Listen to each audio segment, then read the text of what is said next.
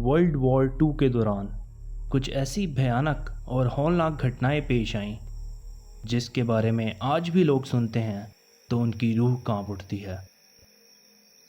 इस वॉर के 60 साल बाद अमेरिकन एजेंसीज ने कुछ ऐसी सीक्रेट फाइल्स पब्लिक की जिसको सुनने के बाद लोग दंग रह गए। वर्ल्ड वॉर टू में चिचिजामा के नाम से एक आइलैंड था जो जापान के साउथ में वाक़या था। इस आइलैंड में जापानीज़ ने 2 टावर्स बनाए थे जो कम्युनिकेशन के लिए जंग के दौरान बहुत अहम थे। तो ये टावर बाकी लोगों के लिए भी उतने ही इम्पोर्टेंट थे जितने के जापानीज़ के लिए।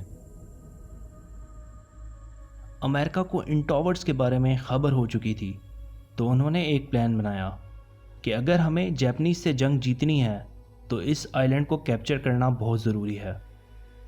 इस मिशन को कामयाब बनाने के लिए एक अमेरिकन एयरक्राफ्ट को भेजा गया और इस मिशन की जिम्मेदारी 20 साल के नौजवान जॉर्ज को दी गई, जिसके साथ और 8 पायलट्स भी मौजूद थे। और इन सब का मेजर टास्क इन टावर्स को बर्बाद करना था। तो अमेरिकन एयरक्राफ्ट में मौजूद इन फौजियों ने इस आइलैंड पे पहुंचते साथ ही अटैक कर दिया, ये जाने बगैर कि आगे इनके साथ क्या होने जा रहा है। जापानीज़ की तरफ से इस एयरक्राफ्ट पर हैवी फायरिंग की गई। गोलियां आकर जहाज़ को लगीं और वह जहाज़ इतना डैमेज हो चुका था कि जहाज़ में आग लग गई।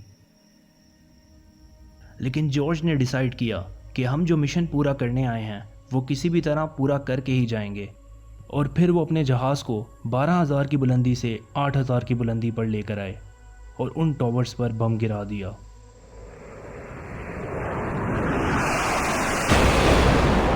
जैसे ही उन टावर्स पर बम गिरा वो तबाह बर्बाद हो गए। लेकिन उस टाइम तक पूरा एयरक्राफ्ट भी पूरे तरीके से डैमेज हो चुका था और अब वो क्रैश होने लगा। जहाज़ का मेन पायलट जॉर्ज पूरी कोशिश कर रहा था कि जहाज़ को दुश्मन से जितना दूर लेके जाया जा सकता है ले जाए। तो वो जहाज़ को दूर समंदर की तरफ ले गया। अब उसने जहाज़ को 3,000 फुट की बुलंदी पर लाकर तमाम पायलट्स को इजेक्ट करने का ऑर्डर दिया। तमाम पायलट्स इजेक्ट करने के बाद पानी में गिर गए। जॉर्ज पानी से बाहर आकर अपने तमाम साथियों को ढूंढने लगा, लेकिन उसे दूर दूर तक कोई नज़र नहीं आया। जॉर्ज को समंदर के किनारे एक लाइफ बोट नज़र आई जिसमें 2.5 घंटे तक स्विमिंग करने के बाद वो अपनी अमेरिकन नेवी के पास पहुंचा, जहां उसे रेस्क्यू कर लिया गया। कुछ अरसे बाद इस आइलैंड के बारे में ऐसी हौलनाक चीज़ें पता लगीं कि चाहते हुए भी इन लापता पायलट्स के घर वालों को नहीं बताया जा सका कि उस दिन उनके बच्चों के साथ क्या हुआ। कुछ जर्नल्स के मुताबिक 2 पायलट्स तो ऑन द स्पॉट मर गए। बाकी के 6 पायलट्स को जापानीज फोर्सेस के लोग पकड़ कर ले गए और कैद कर लिया। जहां पर इन पायलट्स को कैद किया गया वहां पर 2 जर्नल्स की ड्यूटी होती थी। दिन में जो जर्नल होता था उसने ऑर्डर दिया कि इनमें से एक कैदी को दरख्त के साथ बांध दो और रात तक मारते रहो। उस पायलट को रात होने तक इतना मारा गया कि उसके अंदर जान ही नहीं रही। फिर उसकी गर्दन काटी गई और आबादी से दूर ले जाकर एक कब्र में दफना दिया गया। अब दिन वाला जर्नल चला गया और रात वाला जर्नल आया जिसका नाम था योशियो टाचिबाना। इस जर्नल की अजीबो गरीब ख्वाहिशात थीं और उसने शराब के नशे में धुत होकर एक अजीबो गरीब ऑर्डर दिया। इस जर्नल ने ऑर्डर दिया कि उस कब्र पर जाओ और उस पायलट की एक टांग काट कर लाओ। और सिपाही उस कब्र पर गए और उस पायलट की एक टांग काट कर ले आए। अब यह टांग एक शेफ़ को दी गई जिसने उसका खाना बनाया। जब उस जर्नल ने यह खाना खाया तो उसको इतना अच्छा लगा कि उसने एक और ऑर्डर पास किया।